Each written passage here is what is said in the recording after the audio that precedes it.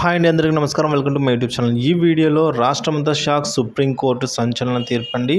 So supreme court రద్దు ఆ వివరాలు ఈ వీడియోలో తెలుసుకుందాం. వీడియో అయితే ఎక్కడ కానీ స్కిప్ చేయకుండా అండ్ వరకైతే చూసేయండి. వీడియో నచ్చినట్టయితే ఒక లైక్ చేయండి. ఇంకా సబ్స్క్రైబ్ అవ్వనట్లయితే మా ఛానల్ సబ్స్క్రైబ్ చేసుకుంటారు. నేను చేసే ప్రతి ఒక్క అప్డేట్ న్యూస్ ముందుగా మీరైతే పొందగలుగుతారు. ఆలస్యం చేయకుండా వివరాలకైతే వెళ్ళిపోదాం.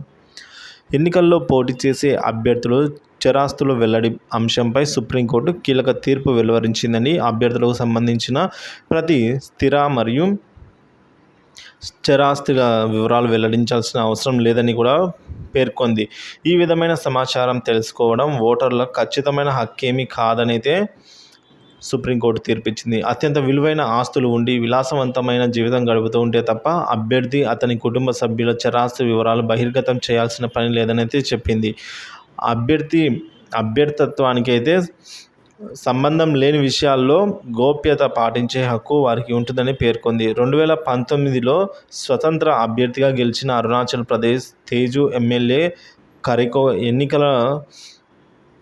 ఎన్నికలను సర్వోన్నత న్యాయస్థానం అయితే సమర్థించింది.